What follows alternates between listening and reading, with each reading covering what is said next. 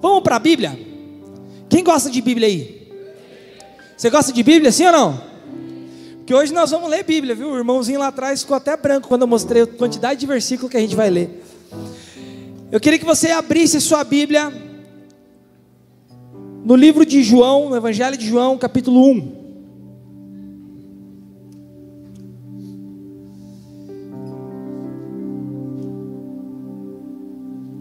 Glória a Deus. Bom, gente, quando eu estava refletindo em Deus nessa noite e hoje de manhã, a pastora deixou para me avisar ontem, nos 45 do segundo tempo, que é eu que pregava de volta, mas eu já estava com algo no meu coração. E semana passada, vocês lembram o que a gente vinha falando semana passada? Sobre o Cristo, sobre estar revestidos de Cristo. Eu falei algumas coisas e eu perguntei para Deus, o que eu vou pregar? Porque eu já sabia que eu já tinha sido convocado para substituir o 01, né, o pastor Gilberto, para batizar. Então eu já estava com a minha bolsa pronta para vir, para trocar, para entrar na água, batizar. E quando nós saímos ontem à tarde para evangelizar, a pergunta que nós fazíamos para as pessoas é: você já conhece Jesus? E as pessoas diziam: sim, eu conheço, né? Afinal de contas, quem não conhece Jesus, né? Quem aqui já conhece Jesus?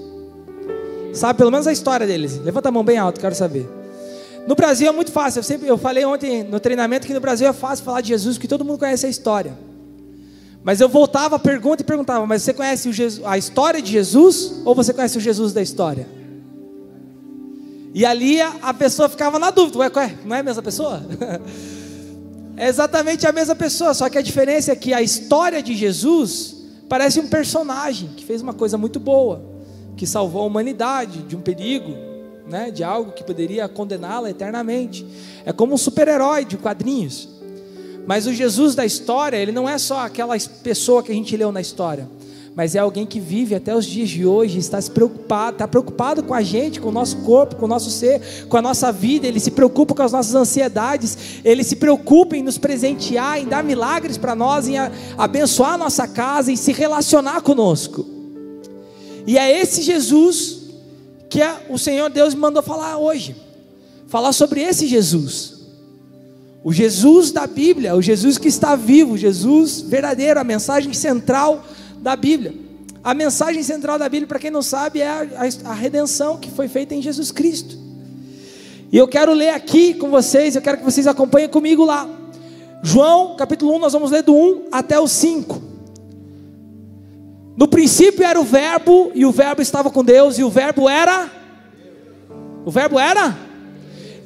Volta lá. E ele estava no princípio com Deus. E todas as coisas foram feitas por Ele, e sem Ele nada do que foi feito se fez. Nele estava a vida, e a vida era a luz dos homens. E a luz resplandece nas trevas, e as trevas não a compreenderam. Pronto, aqui eu respondi o questionamento que eu deixei semana passada. Lembra que eu perguntei semana passada, quando Deus disse haja luz? Vamos ler lá Gênesis 1, do 1 ao 3? Eu falei isso aqui semana passada. Deus criou a terra, né? No princípio Deus criou os céus e a terra. Tem algo, só nesse versículo aqui, se eu parasse para falar de uma coisinha, um detalhe que tem nesse versículo, a gente ficava o dia inteiro falando. Mas vamos para o próximo. No princípio Deus criou os céus e a terra. 2. E a terra era sem forma e vazia, e as trevas, e havia trevas sobre a face do abismo, e o Espírito de Deus se movia sobre a face das águas.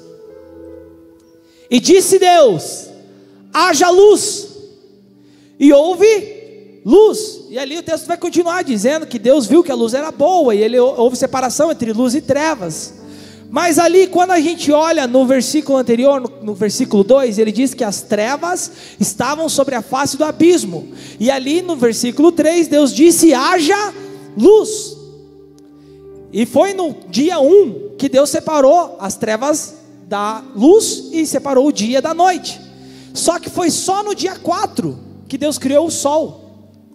E eu perguntei semana passada, da onde veio essa luz, se o sol que hoje rege o nosso dia, ele foi criado só no quarto. Como é que teve dia no primeiro e noite no primeiro, dia no segundo, noite no segundo, dia no terceiro e noite no terceiro, sendo que o sol só foi criado no quarto dia. O versículo 4 e 5 de 1 João ali que a gente acabou de ler responde: nele havia vida, e a vida era a luz dos homens, e a luz resplandeceu nas trevas, e as trevas não a compreenderam. Só um parênteses aqui, quando a Bíblia fala lá no versículo 2 de Gênesis, que havia trevas sobre a face do abismo, não está falando de escuridão. E quando Deus disse haja luz, não está falando sobre luminosidade. As trevas representam o reino das trevas. O diabo e os seus demônios estavam sobre a face do abismo. E quando Deus disse haja luz, quem resplandeceu não foi o sol ou uma lâmpada que Deus acendeu. Quem resplandeceu foi o próprio Cristo.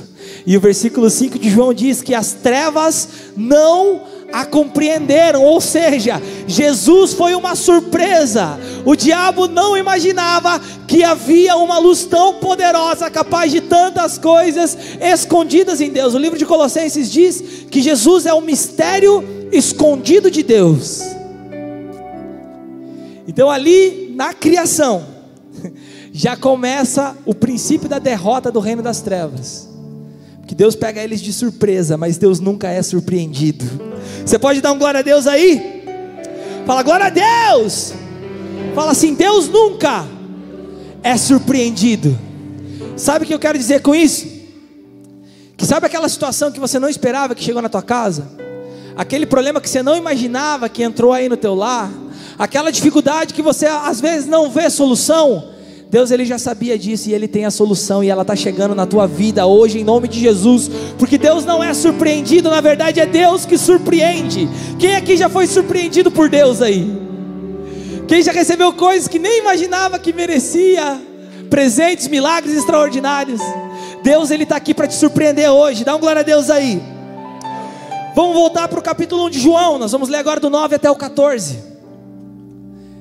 João 1,9 diz: ali estava a luz verdadeira que ilumina todo homem que vem ao mundo. Quem é essa luz, gente? Estava no mundo, e o mundo foi feito por ele, e o mundo não o conheceu.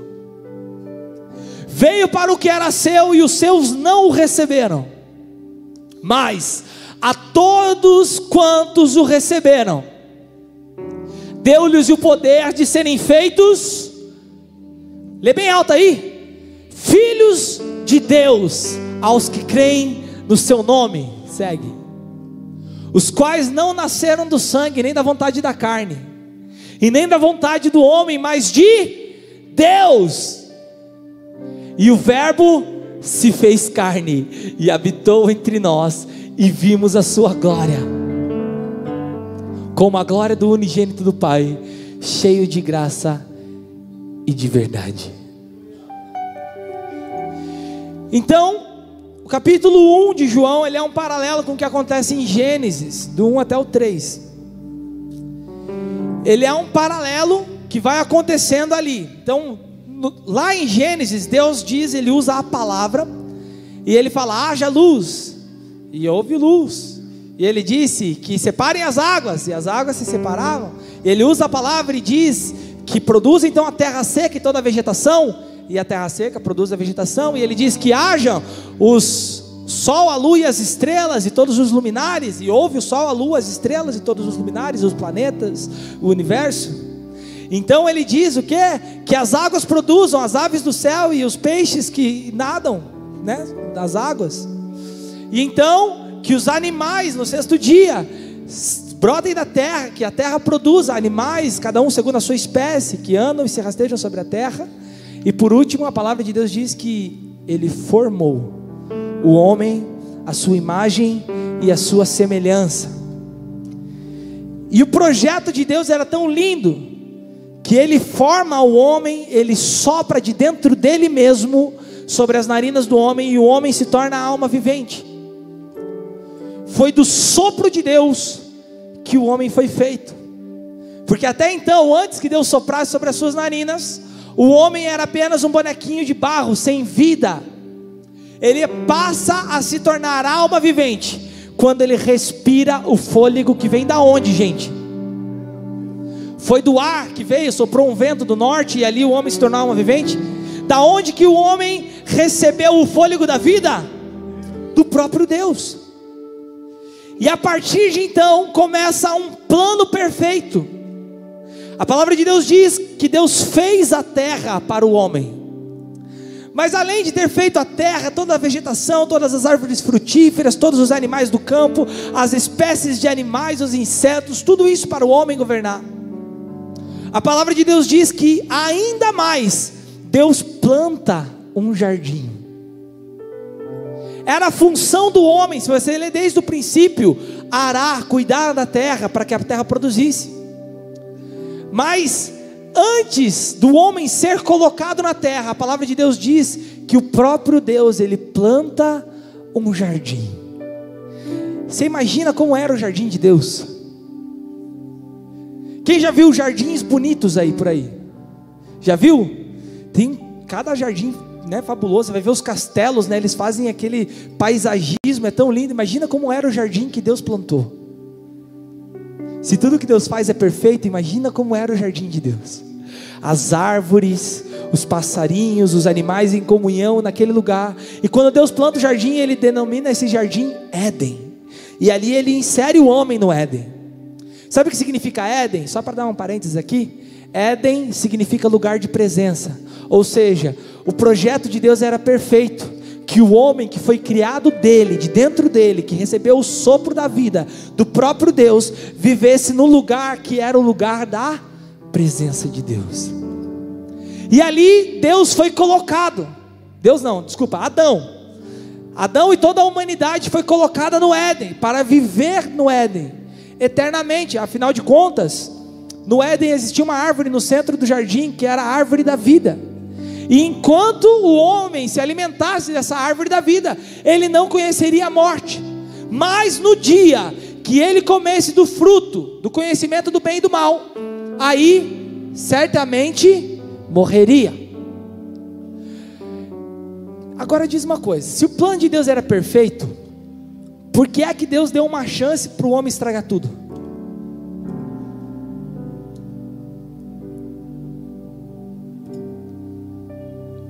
Por que é que do ladinho da árvore da vida, Deus vai lá e coloca uma árvore que é para estragar tudo? Por que é que se do lado do lugar que poderia garantir uma vida eterna, Deus coloca uma opção que pode garantir uma condenação eterna? Deus cria o homem para viver na sua presença, mas ele coloca uma porta de saída. Por quê? Não seria mais fácil que essa árvore não existisse? Sim ou não? Quem concorda comigo? Seria muito mais fácil, né? Afinal de contas, não tinha como o homem pecar se ele não comesse a árvore do fruto do conhecimento do bem e do mal. Mas por que é que Deus coloca lá, gente?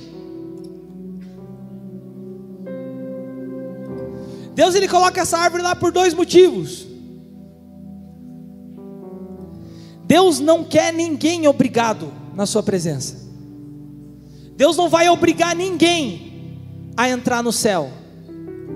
Deus não vem aqui colocar um anjo e falar: aceita Jesus ou morre. Deus não vai obrigar ninguém a permanecer na sua presença se essa pessoa não quiser. Até os anjos tiveram o seu poder de escolha e foram lançados do céu, terça parte dos anjos. Então quando Deus cria o homem, Ele diz para o homem: olha, esse é o lugar perfeito, esse plano perfeito, essa estrutura que eu construí aqui, dentro da minha presença, no meu lugar, no lugar onde eu habito, isso aqui é o plano para a tua vida. Olha como é lindo, olha como é perfeito. Mas se você não quiser mais, aqui do ladinho tem uma opção. Mas saiba que se você escolher essa opção, certamente você vai morrer. E a historinha você conhece, né? Veio a serpentinha, ela estava por ali, Eva estava dando sopa, Adão estava com ela. Não, pastor, a Eva estava sozinha. Vamos ler? Gênesis 3, do 6 ao 7, na versão King James. Olha o que diz aqui, ó.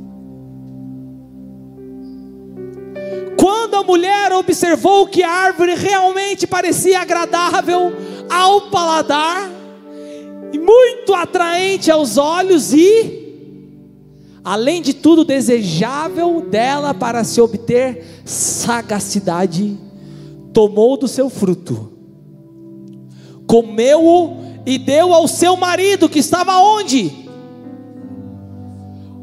Onde que estava Adão? Adão estava junto com ela.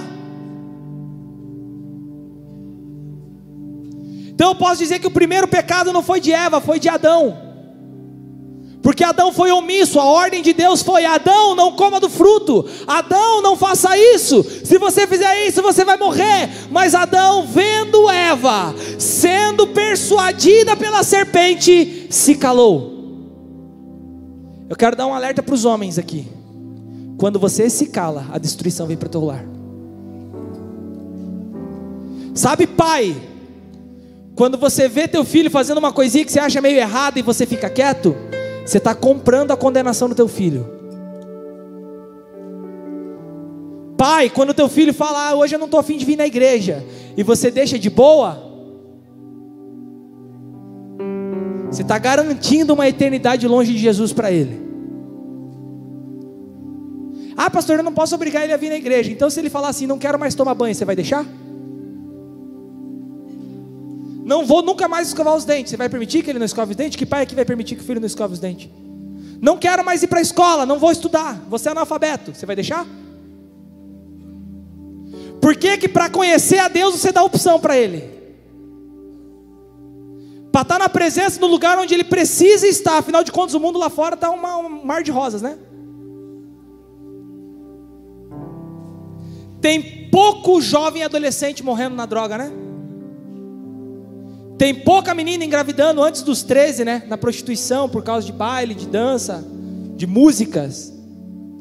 Mas para isso você dá opção: para escovar os dentes não, você vai escovar os dentes. Será que a saúde bucal do teu filho é mais importante do que a espiritualidade dele? Será que a higiene pessoal do seu filho é mais importante do que a eternidade dele do lado de Deus ou não? Então quando o homem se cala, a destruição vem. E naquele dia Adão se calou, Eva comeu do fruto, deu para ele, e ele falou assim: prefiro morrer com Eva do que viver sem ela. E ele come do fruto.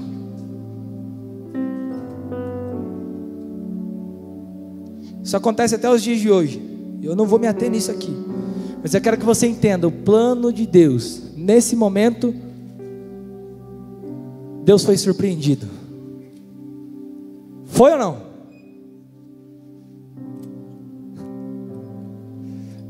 Deus foi surpreendido aqui, porque Adão e Eva pecaram, não era para eles pecar. Foi surpreendido ou não? Quem acha que Deus foi surpreendido, levanta a mão. Quem acha que Deus não foi surpreendido, levanta a mão aí.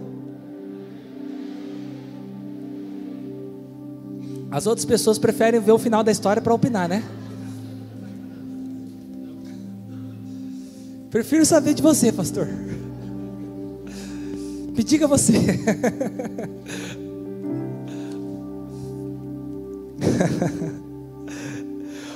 Romanos 3:23, só a parte A do versículo. Não, Romanos 3:23 pode ler tudo. Romanos 3:23, vamos ver o que diz lá. Porque todos pecaram e destituídos estão da glória de Deus. Sabe, gente, esse versículo aqui, ele fala de mim e de você, porque afinal de contas eu e você já pecamos. Sim ou não? Concorda comigo? Quem concorda que todo mundo aqui já pecou? Amém.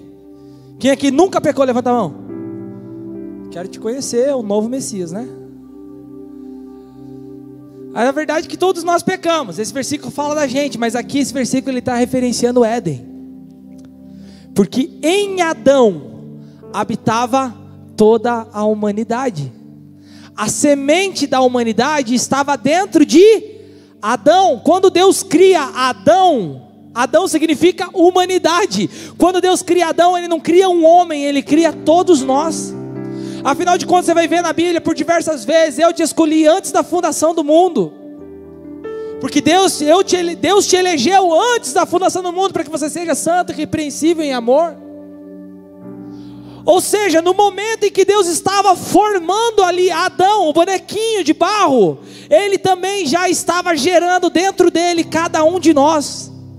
Deus nos conhece desde a fundação do mundo, porque todos nós estávamos em Adão. Mas quando Adão corrompe, quando Adão peca, toda a humanidade peca com ele.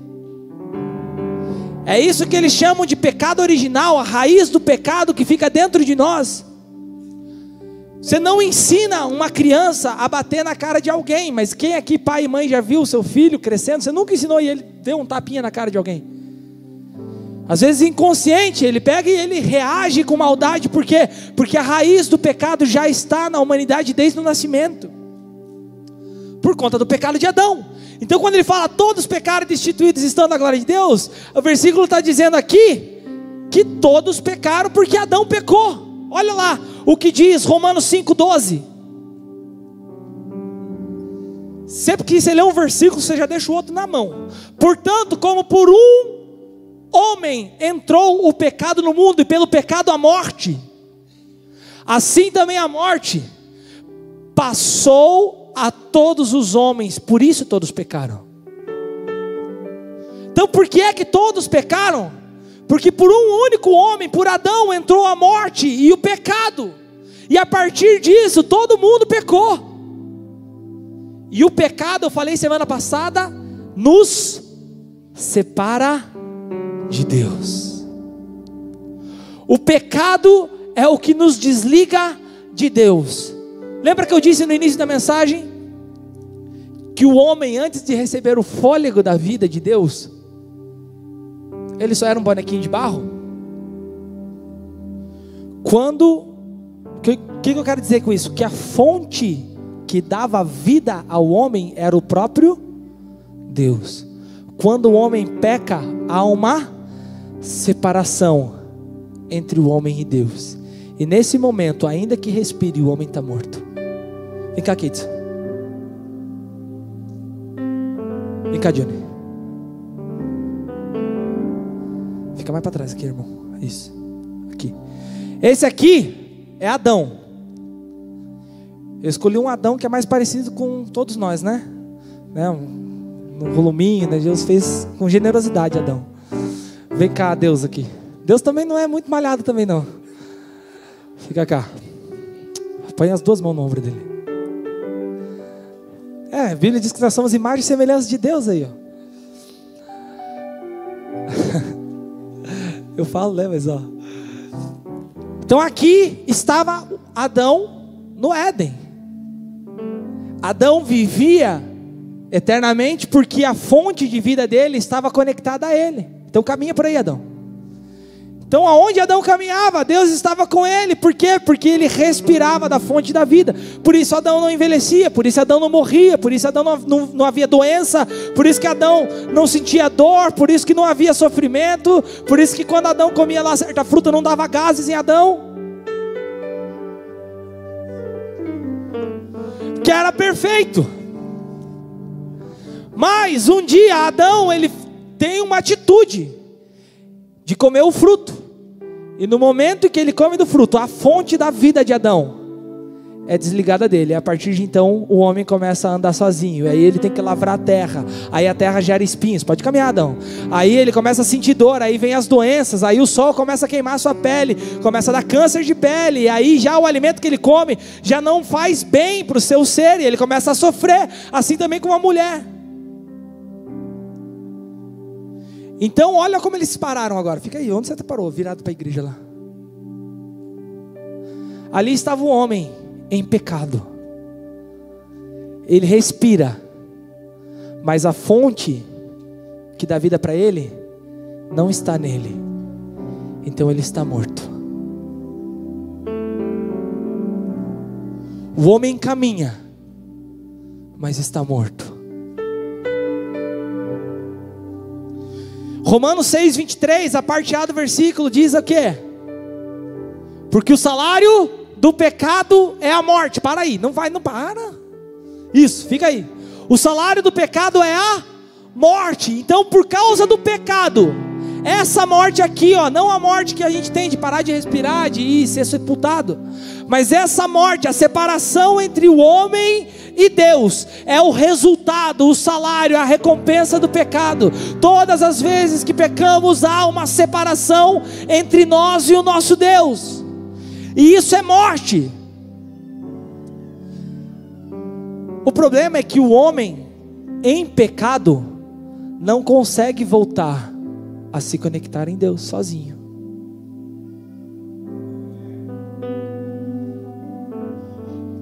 O homem manchado pelo pecado, ele não consegue reconectar-se com Deus. E essa aqui é a história do Velho Testamento. O Velho Testamento, você vai ver nos primeiros livros da Bíblia que Deus estabelece uma lei. Testamento, né? É algo que você escreve para deixar uma herança, sim ou não? A herança de Deus sempre foi essa: reconectar o homem a Deus. Só que esse Velho Testamento, ele é um testamento condicional. O que é um testamento condicional? Você vai receber a herança se você cumprir alguns passos, e esses passos é a lei. Só que acontece, para o homem natural, manchado pelo pecado, a lei não era para salvação e sim para condenação, porque era impossível de um homem cumpri-la. Então vieram todos que você possa imaginar. Noé, lembra de Noé quando teve o dilúvio? O homem melhor que Deus achou na terra, a primeira coisa que fez depois que saiu da arca foi embebedar-se e aparecer nu na frente de seu filho. Esse é o melhorzinho que Deus achou. Então veio Noé, veio Abraão, veio Isaac, Jacó, José, vieram as tribos, Davi, profeta Samuel, Elias, Isaías, Malaquias, todos os profetas maiores e menores, e nenhum deles sequer conseguiu cumprir a lei para receber a herança. Parecia que estava tudo perdido, né? Mas vamos voltar para a criação?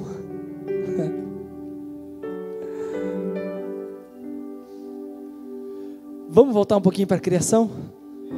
Quando Deus formou o homem, Ele colocou toda a semente da humanidade dentro de quem? Do homem. Mas Jesus, nós conhecemos Jesus como santo, sim ou não? Jesus é santo, foi o único santo, né? O que significa santo? O que significa santo, gente? O que significa santo? Sabe o que significa? Vem cá, pastor Sandro. Vem para cá. Esse aqui é o nosso Jesus. Quando Deus criou o homem, vem para cá, Jesus, e Ele inseriu toda a humanidade dentro dele, Ele separou uma semente para Ele. Fica aqui com Deus. Quando toda a semente foi manchada pelo pecado, a semente separada, santa, estava guardada em Deus. Por isso que Apocalipse 13, não vamos ler, mas Apocalipse 13, versículo 8 diz que o Cordeiro de Deus foi morto desde a fundação do mundo.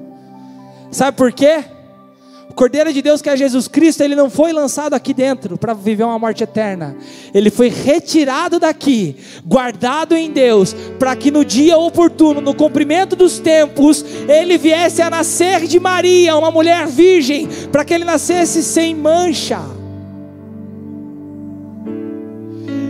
E aí então, quando Ele nasce de Maria, e Ele se manifesta, a palavra de Deus diz que Ele vive 33 anos e meio nessa terra, sem pecado algum. O único santo, irrepreensível, inculpável que existiu. E Ele caminha por essa terra, e Ele demonstra o seu poder, caminhando, gerando milagres, ressuscitando mortos, dando vista a cegos, levantando coxo. Mas quando chega o dia do cumprimento, Ele abre os seus braços na cruz do Calvário e entrega ao Pai o seu Espírito e grita: está consumado.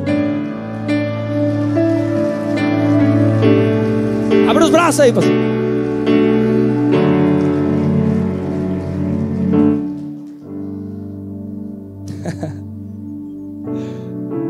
Deixa ele com o braço aberto lá. Jesus ficou 9 horas.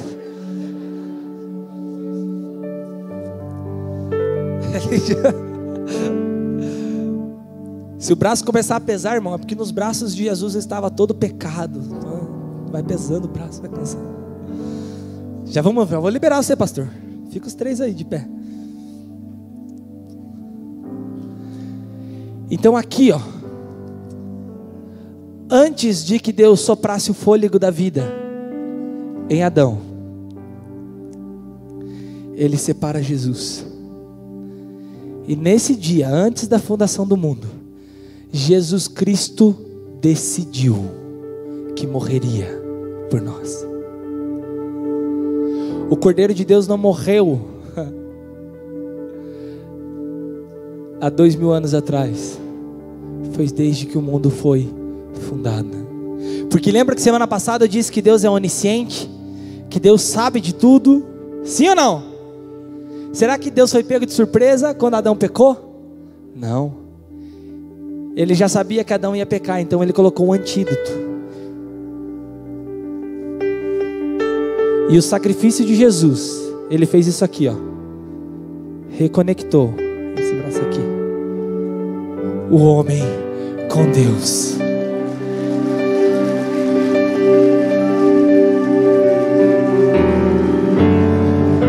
Os braços de Jesus estão estendidos até hoje, porque o espaço que havia entre o homem e o Deus, que era o pecado, foi arrancado. A palavra de Deus diz: eis aqui o Cordeiro de Deus que tira o pecado do mundo, o Cordeiro de Deus que lava e justifica o homem de todo o pecado.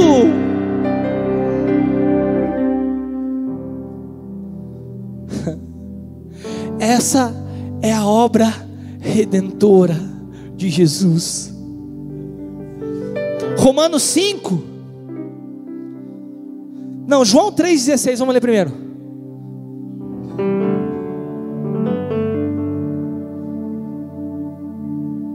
Sabe por que Jesus fez isso?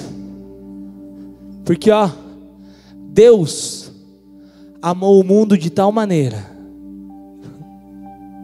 que deu o seu Filho unigênito, para que todo aquele que nele crê não pereça, mas tenha a vida eterna. Romanos 5,8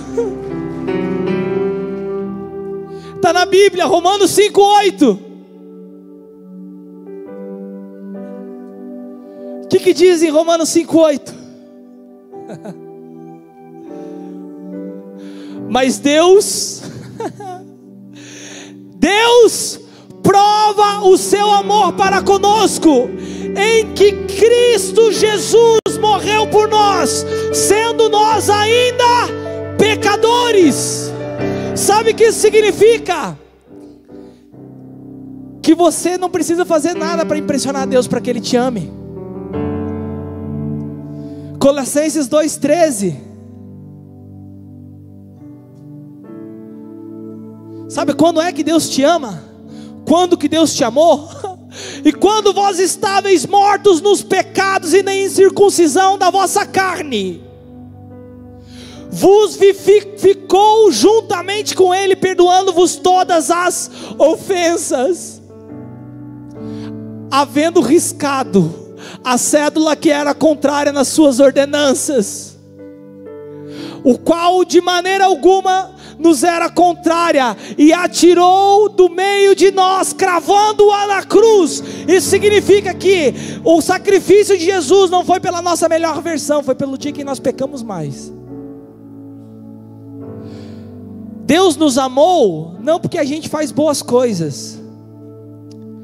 Deus nos amou, eu disse semana passada, porque Ele quis. Deus olhou para o Evandro, não agora que o Evandro está bonitão, está pregando, está evangelizando. Ele já sabia o futuro do Evandro. Mas Jesus morreu na cruz não pelo Evandro restaurado, Jesus morreu na cruz pelo Evandro que estava lá preso num hospital psiquiátrico, tomando injeção, apanhando de policiais. Foi esse Evandro que Deus amou. E Ele amou de tal maneira que foi capaz de colocar sobre alguém que não tinha culpa alguma todo o peso do pecado, toda a maldição, toda a doença, toda a enfermidade. E esses ombros aqui carregaram na cruz do Calvário durante 6 horas o pecado, a maldição, os demônios e tudo que havia para a condenação do homem, para que hoje o homem tivesse a chance de tornar a vida, de voltar a se religar com Deus, de ter uma chance de viver eternamente ao lado do Pai. Foi quando a gente estava pecador. É por isso que existem essas águas do batismo aqui, ó. Nós vamos daqui a pouco mergulhar pessoas aqui, não porque elas estão santas hoje, mas porque elas reconhecem que elas não podem viver com o pecado e querem voltar ao estado original, que é em Deus.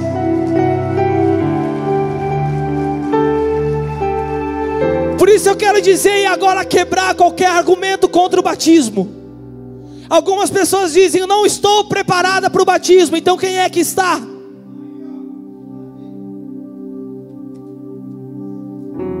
Sabe quando que você está preparado para o batismo?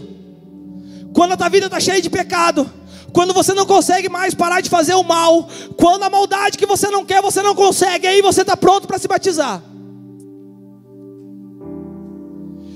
Isso significa que eu e você estamos já qualificados para o batismo. A única coisa que a gente precisa fazer é entender o sacrifício de Jesus e aceitá-lo como nosso Senhor e Salvador das nossas vidas.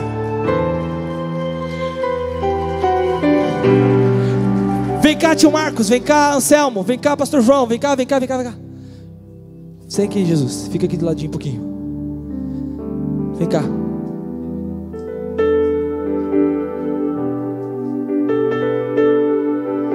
Sabe o que a gente está tentando fazer? Isso aqui que o Johnny vai fazer agora. Quer ver, ó? Quando a gente quer se preparar para o batismo, a gente está tentando fazer isso aí. Vai lá, Johnny.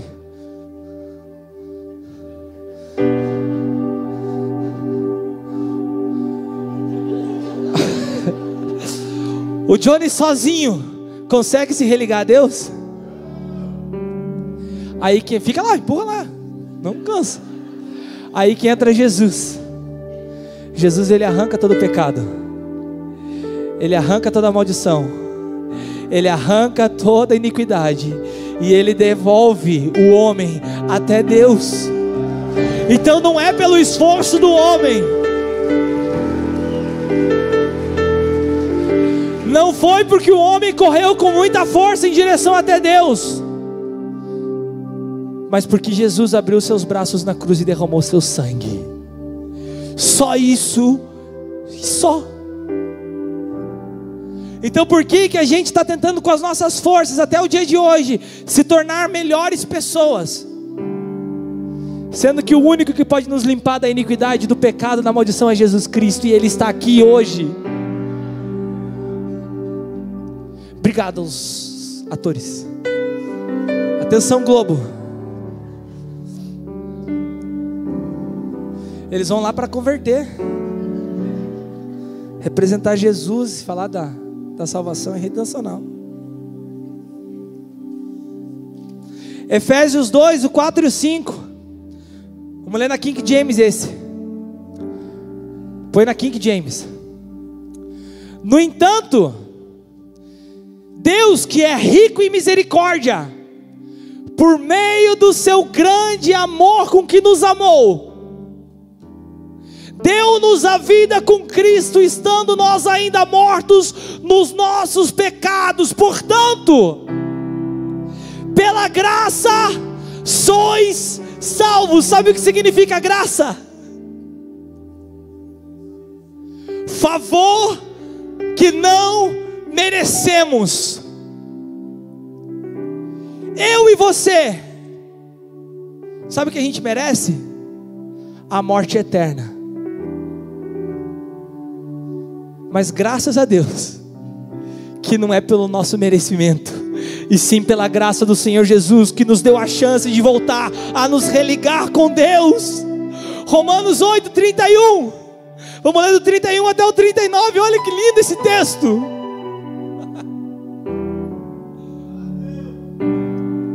Romanos 8, 31.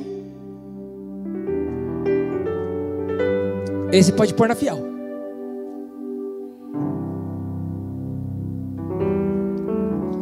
Que diremos, pois, a estas coisas? Se Deus é por nós, quem será contra nós?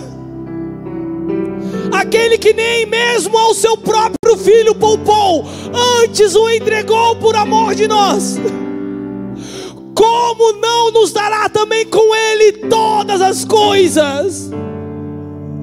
Quem intentará acusação contra os escolhidos de Deus? É Deus quem os justifica. Quem é que condena?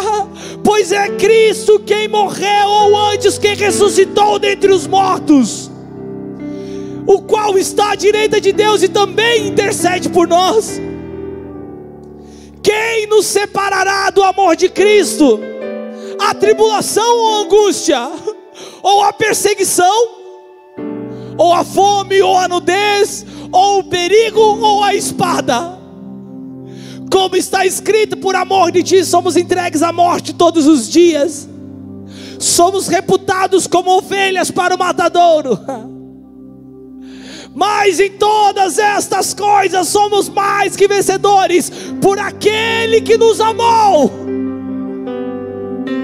Porque eu estou certo de que nem a morte e nem a vida, nem os anjos e nem os principados, nem as potestades e nem o presente e nem o porvir, nem altura nem profundidade, nem alguma outra criatura poderá nos separar do amor de Deus que está em Cristo Jesus, o nosso Senhor.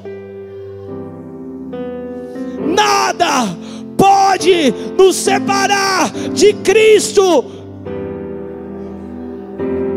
nem o teu pior pecado, nem o teu pior dia, nem o demônio mais carrancudo, nem a potestade, nem o principado, nem o que aconteceu no presente, nem o que ficou para trás, muito menos o que vai acontecer daqui para frente. Nada te separa do amor do teu Deus que está em Cristo Jesus, o nosso Senhor.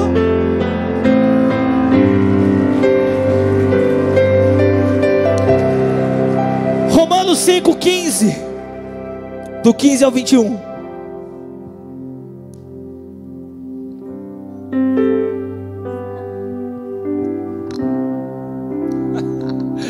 Mas não é assim o dom gratuito como a ofensa?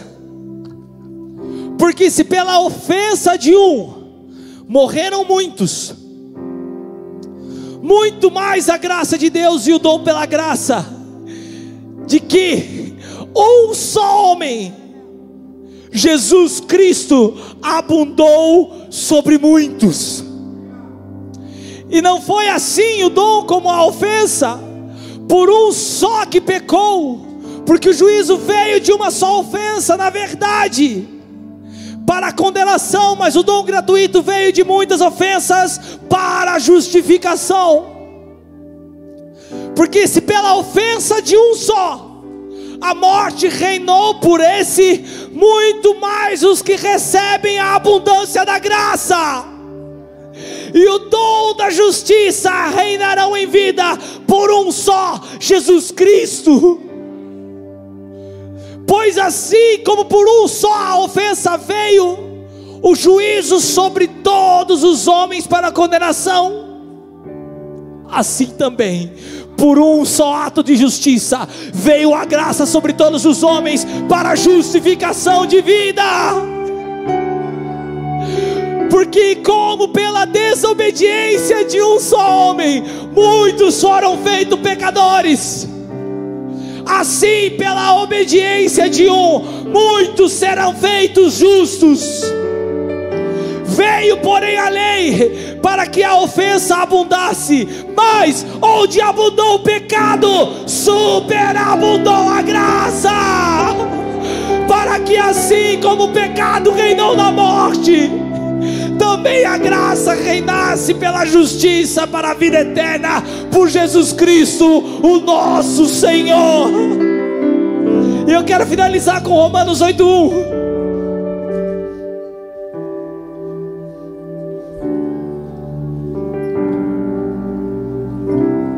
Lê com revelação isso. Portanto, agora nenhuma condenação há para os que estão em Cristo Jesus, que não andam segundo a carne, mas segundo o Espírito. Vamos ler de novo.